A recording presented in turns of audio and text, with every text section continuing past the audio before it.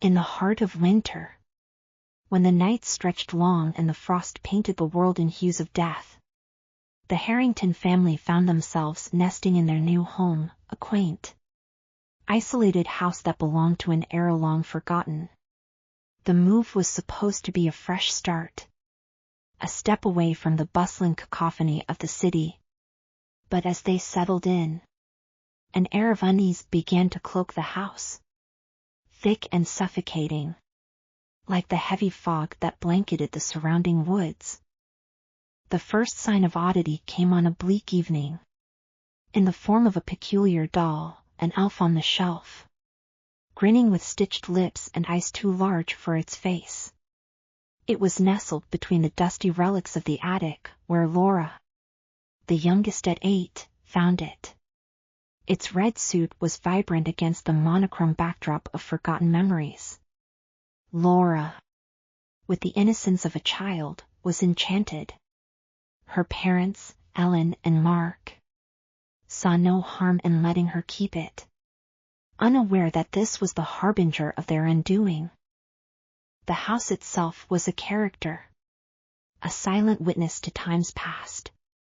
Its bones creaked and groaned with the weight of untold stories, its walls adorned with peeling wallpaper that whispered secrets in the dead of night. The Harringtons tried to imbue it with warmth, with laughter and love, but the cold always found a way in, seeping through the cracks, an omnipresent chill that no fire could dispel. Ellen felt it first, the sensation of being watched. It was subtle, a prickle on the back of her neck, a shadow flitting just beyond the corner of her eye.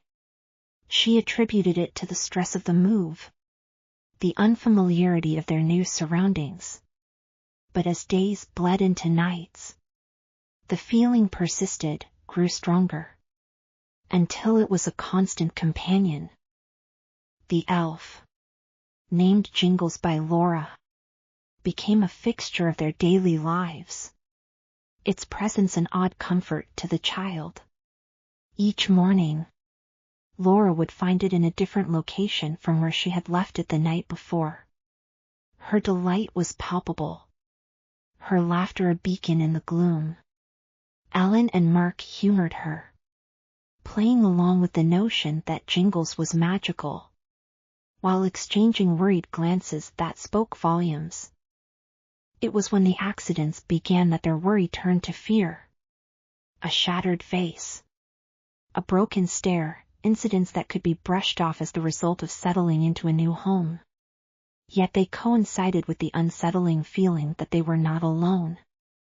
And always, there was Jingles, its felt face twisted into a semblance of glee, watching from its new vantage point. The tension in the house became a living thing, breathing down their necks, coiling around their hearts. Ellen found herself waking in the dead of night, heart pounding, certain that she had heard whispers, the soft patter of feet. Each time, she would rise, a lone sentinel in the silent house, seeking the source of her unrest. And each time, she found nothing but the oppressive darkness and Jingles, its eyes gleaming in the moonlight. Mark, ever the skeptic, began to unravel. The weight of his family's fear bore down on him, a pressure that he couldn't alleviate. He scoured the house, searching for logical explanations, for proof that their anxiety was unfounded. But logic had no place in a house that thrived on the illogical, on the whispers of the past that echoed through its halls. The climax of their horror came on a night that was darker than most, when the moon hid its face and the stars blinked out, one by one. Laura was missing.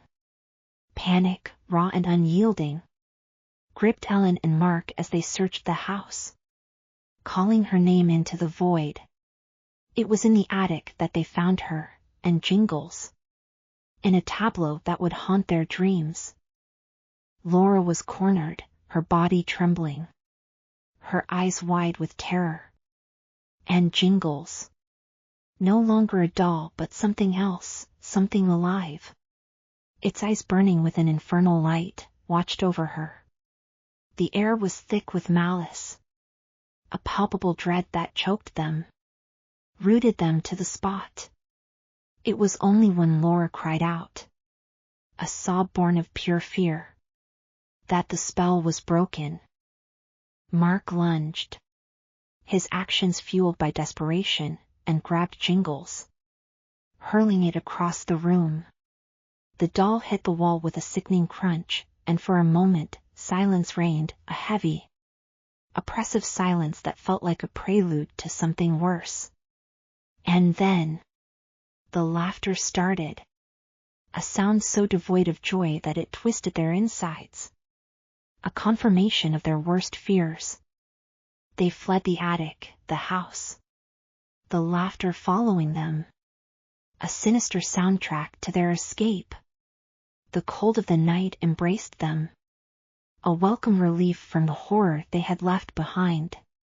They didn't stop, couldn't stop, until they reached the safety of their car and the house was nothing but a dark silhouette against the night sky. The resolution came not with answers, but with the acceptance of their survival. The house remained, a silent sentinel in the woods, its secrets locked within.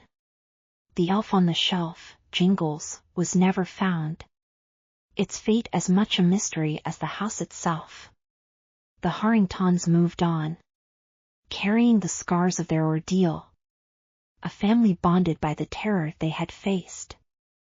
And in the heart of winter, when the nights stretch long and the frost paints the world in hues of death, whispers of a house and a doll that watches still circulate. A cautionary tale of curiosity and the darkness that lurks in the corners of our world.